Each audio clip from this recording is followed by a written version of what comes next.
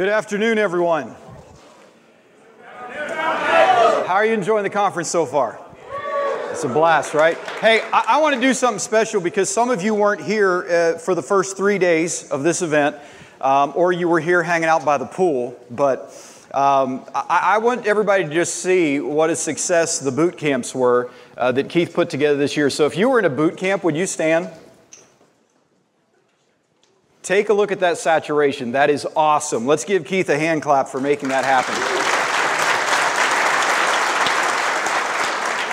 All right, so here's the deal. I had a whole bunch of slides ready to roll, and then I got here and found out that I was talking right after lunch.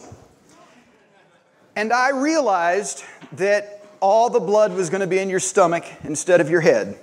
And so I rearranged things a little bit to make it easier to digest what I'm saying while you do the digestion you're actually doing. So this will be a little bit of an easier presentation, but it has some really important things in it that we in the wireless space, Wi-Fi space, need to make sure that we're wrapping our minds around now and in the coming years. So we're going to be talking about lessons from others.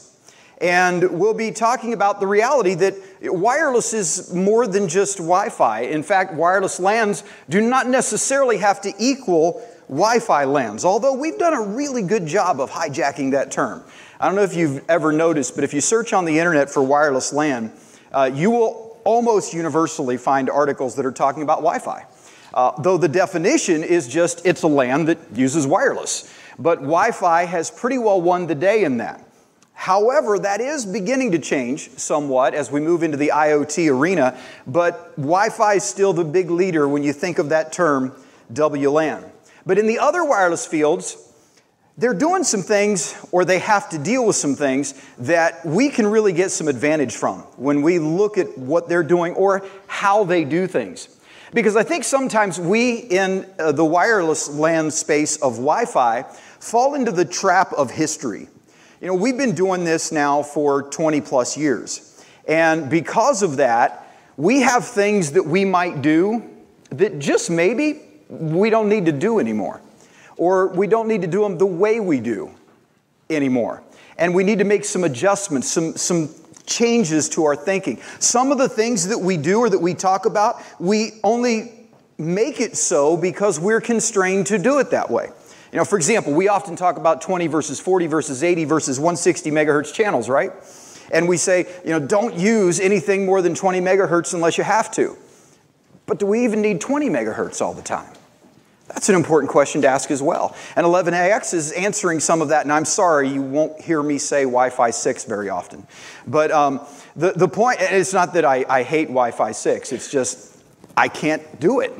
I've tried, I just can't. I still think of Wi-Fi 5 as the original Wi-Fi Alliance Wi-Fi 5, which was 802.11a, all the way back nearly 20 years ago now when they called 11a Wi-Fi 5. So it's been tough for me, but I'll just call it 11AX and ask that you bear with me. So let's learn some lessons real quick. So first of all, coexistence. In the Wi-Fi space, when we talk about coexistence, we're almost always talking about making our stuff work when other people are messing with us. Have you ever noticed that? That tends to be our focus. How do I get my Wi-Fi to work in that space? And we're not really so much focused on coexistence as we are our existence. We're like this beast AI that comes in and says, I have to be the one that wins. And the important thing that we have to look at is coexistence for the long term, because there's a lot of wireless coming our way. And so I've chosen as an example autonomous vehicles. How many of you are scared of autonomous vehicles? One of my recent reads that I enjoyed very much was the last person has been born who will get a driver's license. That was basically the title of the book. And of course, the book was all focused on autonomous vehicles, where we are, where we're going, and how quickly it's going to get here. And in that realm, which is a lot of research now, but there are a lot of test bed opportunities as well with assisted driving vehicles and things like that that are already out there. They deal a lot with this issue of V to X, right? So we're talking about the vehicle to everything. And in this world, coexistence must happen in a very confined space, in the automobile. And so it's not that we need to coexist in this room or in this building. We need to coexist in that car. And so coexistence becomes a very, very important thing. And automobiles already, the prediction is that we'll see traditional Wi-Fi in them. We'll also see non-traditional Wi-Fi in them, as well as other standards like C-V2X. And these work, 11P and C-V2X are there in the 5.855 gigahertz to 5.925 gigahertz range. So just above our Wi-Fi channels, right? What this forces then is in that vehicle some strategies for coexistence. And this is where the big talk in that realm is all about filtering. How do we manage our filtering well? How many audio people do we have in the room? Other than, of course, the people at the back. We got a few people in here who like audio. If you deal with audio, you deal with filtering. And you understand the importance of filters. And you've heard of filters like high-pass filters, low-pass filters, band-pass filters, and band block filters. Well, guess what? That's exactly what we have in RF2. We don't think of it a lot in Wi-Fi. We just think, okay, the vendor gave us this device, it works on these channels, let's use it. But quality wireless devices use filtering. And the closer proximity you are to neighbors, you might say, the people above you, the people below you in the frequency bands, the more quality, and literally I've just chosen to put Q because I was running out of space in the text area I'd given myself. But Q, you can research it, has a very important factor in RF filtering.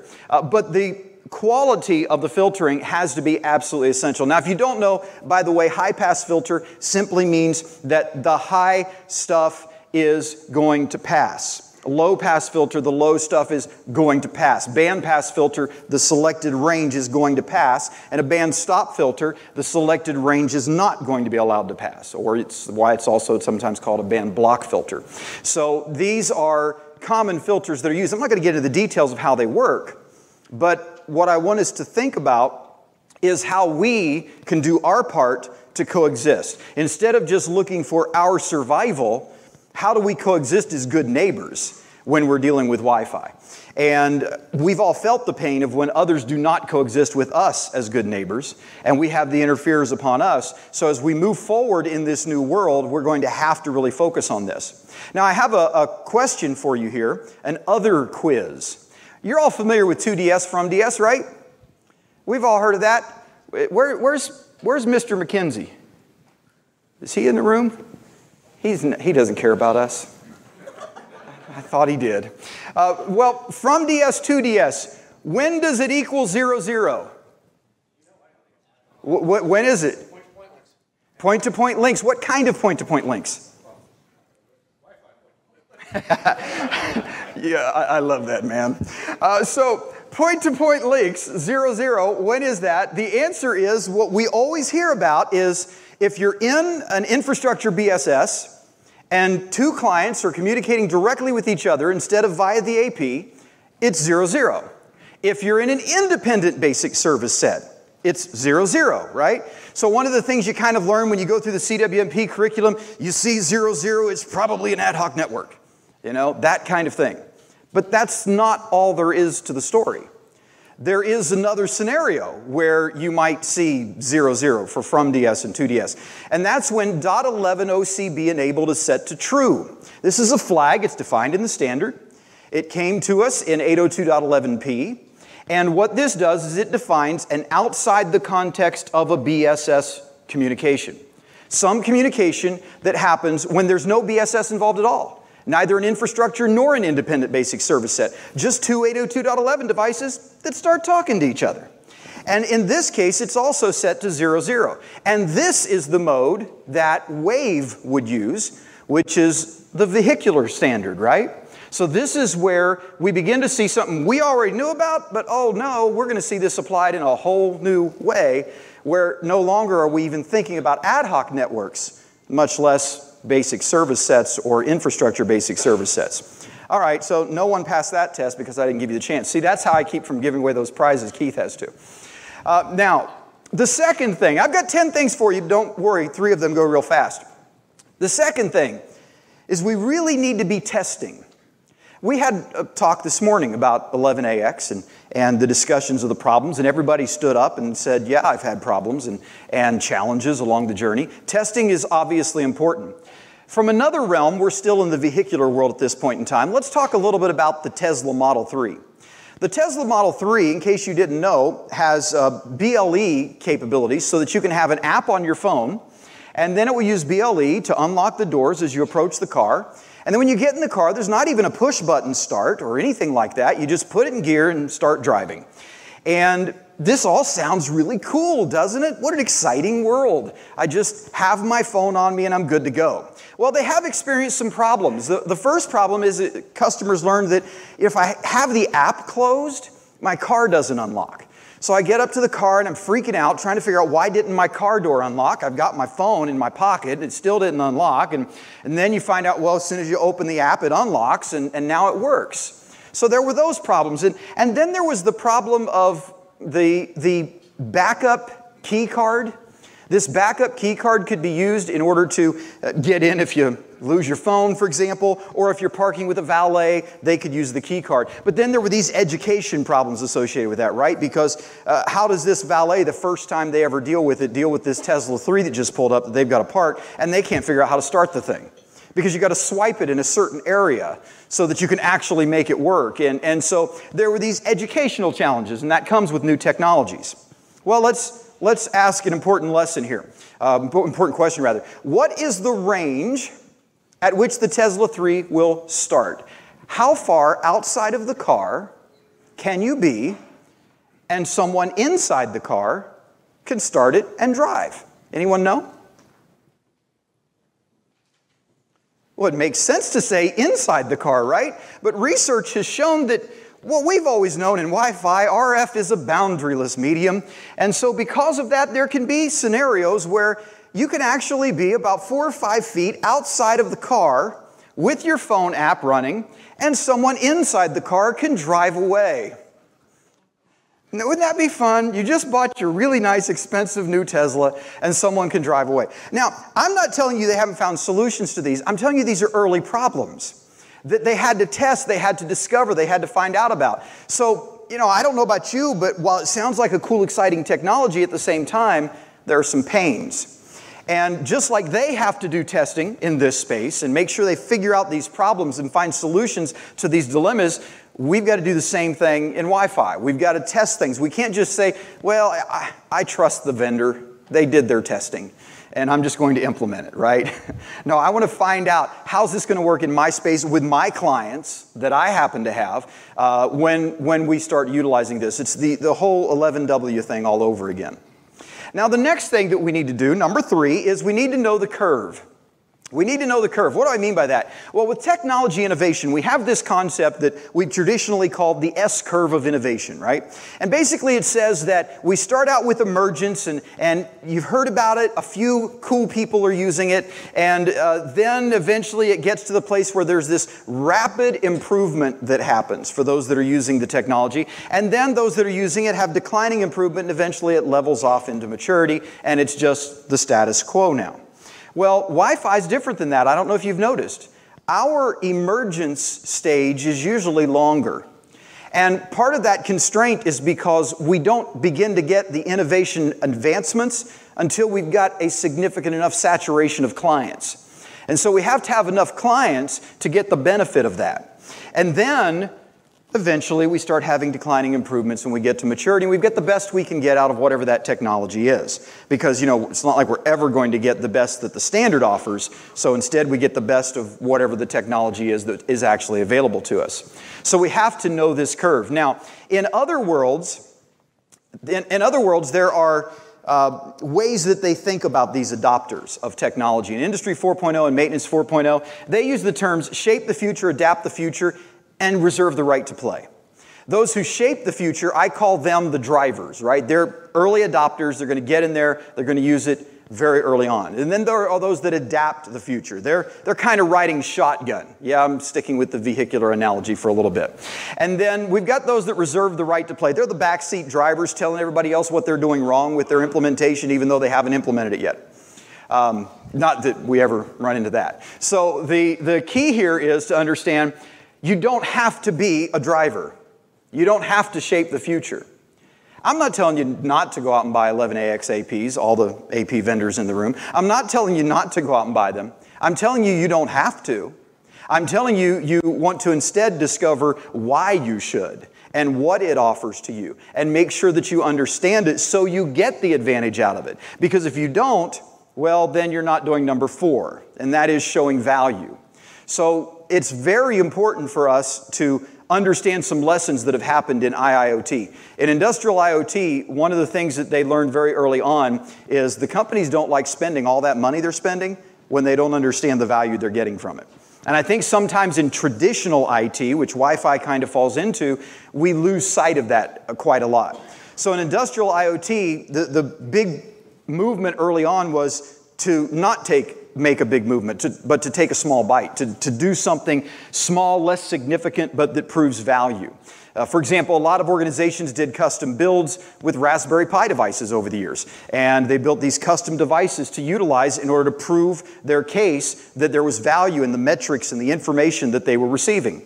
Interestingly enough, there are a lot of large-scale deployments of Raspberry Pi-based devices. A lot of people think of them as just builder and maker toys and things that you're not really going to use in production. But there are a lot of large organizations that use them. For example, the USPS uses them for package monitoring at many locations around the United States. And it's built on top of the Raspberry Pi, and they built their own IoT sensors because they couldn't find exactly what they wanted. So custom builds are a good way to go to prove the project. So, all right, what can we learn from that? Well, let me ask this question. Here's a question from the world of sensors. What is an RTD sensor used for? Anyone know?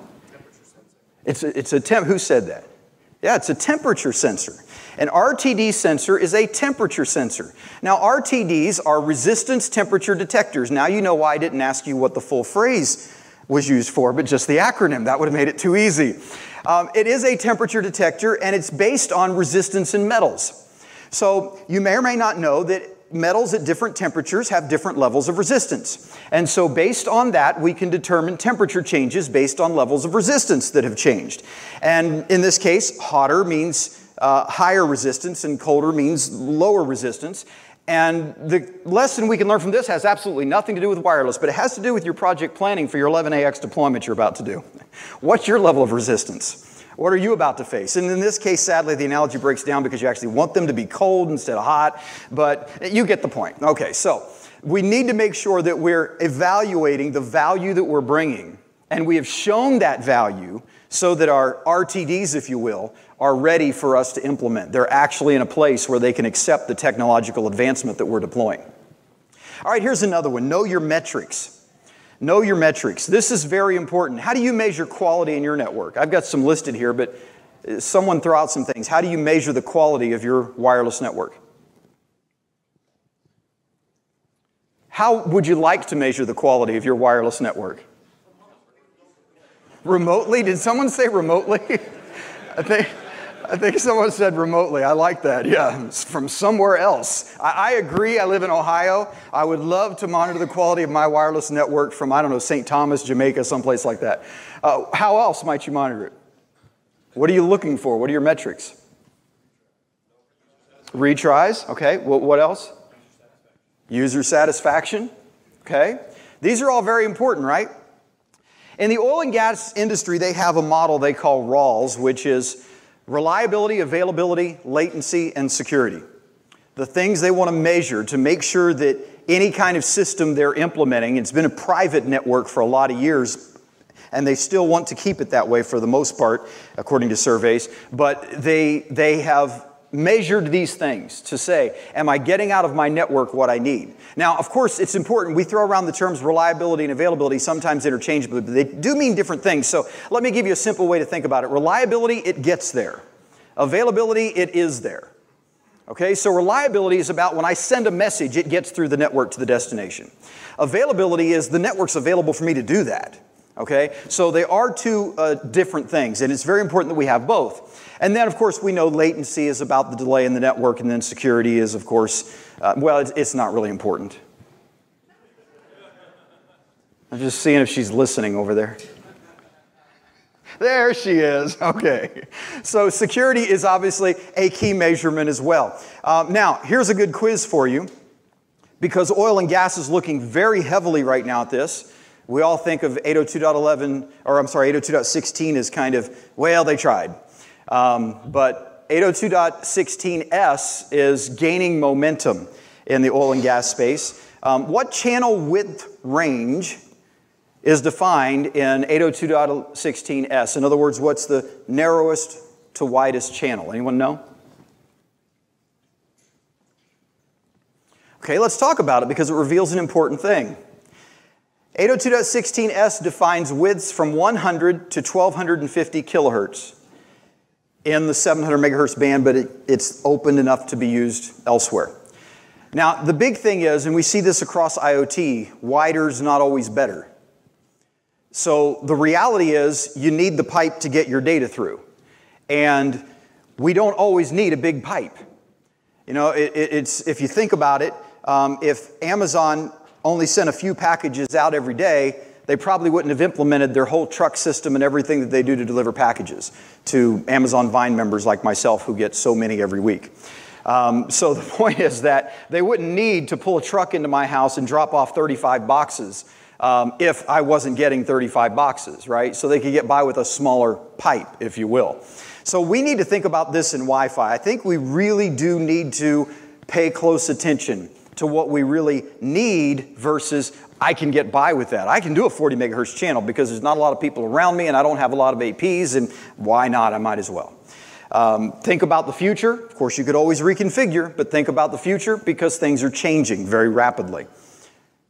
Now, here we go. I told you three of them would be fast. 6, 7, and 8. Automate, automate, automate. That was a poem. It was beautiful. And yet no response. I blame it on the digestion. Automation is absolutely essential in the future wireless space. In Wi-Fi, in IoT, across the board, automation is essential. We just can't do it with the human work hours that we have. Even though this group grows larger year over year, and there are many more that regret that they are not here, the reality is that there still aren't enough. And so automation is very important. You know, an example of this is flow management in the pipeline world. With flow management, you have to make sure pressures are right, you have to make sure the right volume is going through and so forth. And the old way was literally to manually monitor gauges and then adjust valves accordingly. The new way is sensors and actuators. So actuators are those devices that not only can read data, they have sensors, but they can actually make a change. They can use pneumatics, electronics, other mechanical elements to actually change the flow through the pipe. And therefore, they're able to automate things. Now, with that point of automation, here's a question for you. What's the most popular automation scripting language in the world? I'm hearing some rumors of Python. Let's see. Python power. Python is the most in-demand and used scripting language for automation. Unless, of course, you call Java a scripting language. I hear the word Java and I go to a corner, get in a fetal position and cry. I've despised Java throughout its entire life because it's always been painful to me every time I've had to deal with it. Not a big fan of it, but modules are available for Python and that give you network integration capabilities, things like that. And in case you're not reading along, if you didn't take Ryan's and Jake's boot camp here, do it next year. Because there is an alternative. They'll teach you as an individual for $2,000 an hour. So it's a good deal to come here. A really good deal. You get, what was it, like 20-some hours? So that's worth 40 grand. So don't miss it next year, all right? And I'm actually very serious about that. So if you get the chance to take theirs or take somebody's, learn about Python, understand what Python can do for you because it can make you 2 of you. It can make you 3 of you.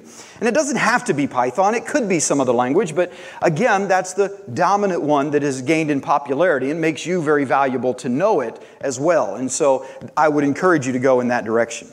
All right, we're almost to the end of our journey. Number 9, integrate. Integrate.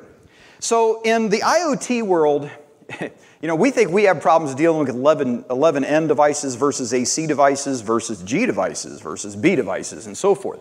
In the IoT world, it's not just about different PHYs in one standard. It's about wired and wireless all together, and then maybe a dozen protocols in use in one factory. And so it can be quite a challenge, and integration becomes key and very, very important. There are off-the-shelf solutions, and then, of course, because we went to Ryan's and Jake's class, we can create custom solutions too, can't we? Okay, so we don't have to rely on finding some answer out there that's pre-built. But here's a question for you. Maybe you've not heard of this. For what is IEEE 1905.1 used? Does anyone know? What? I heard somebody say something real quick. To make a quiz? Yes. I like this man. So yes, 1905.1 is an interesting little standard. It provides for abstraction of layer 1 and 2 protocols so that devices can use Ethernet, Wi-Fi, things like that, and communicate in a consistent way. It's very commonly used with Ethernet over power line devices, for example. But the capabilities are in the standard to abstract pretty much any layer 1, layer 2 protocol and then provide for integration capabilities. It's just an example of one of the common methods used in integration, which is abstraction. All right, here's my number 10 lesson to learn, and that is learn. One of the things I've noticed is I've been paying really close attention to the IoT space, the industrial IoT space and the enterprise IoT space for the last 2 years, is that the people in that space have a hunger like nearly every Wi-Fi person I ran into 10 years ago had. And I have noticed a downward trend in that hunger in the Wi-Fi space over the last few years. To be clear, at CWNP, we have an upward trend in the number of people taking certifications. So I'm not talking about how many people are getting certified. I'm talking about this passion that I used to run into everywhere I went, where people just had to know more. They had to understand something deeper. And yet, you still run into it at a special conference like this. But then you go out to those more general conferences, those boring big ones like, well, okay. Anyway, you go to generic conferences where every topic is there, and it seems that the interest in the Wi-Fi part has waned a bit. But that's not the way it is in IoT. In the IoT world, they still have that hunger, like we had in our space a few years ago, to go deeper, to learn more, to even be willing to answer some ridiculous question that Devin put on an exam that doesn't matter in life. We were willing to go there, okay? So, what can I suggest to you to learn? First of all, come. Keep coming to conferences like this conference. Don't stop coming and participate at the event. Talk to people and geek out. And every day, be involved. And let me close by saying a very quick thank you. And I really mean it. Thank you. Because I do what I do because I care about you. But the important thing to understand is that while we can learn from others in those other spaces, they can also learn from us. Because regardless of where our hunger might be about learning, there's one thing about this community that's true. And it is a strong community because we care. We matter to each other. We care about each other. And that drives us to serve one another. I have never reached out to somebody and said, are you willing to do this? When if they had to reject it, they didn't do it with regret. It just always there was regret when they had to turn it down. This is a community that cares, and I think other communities can learn from us. So give yourself a big hand.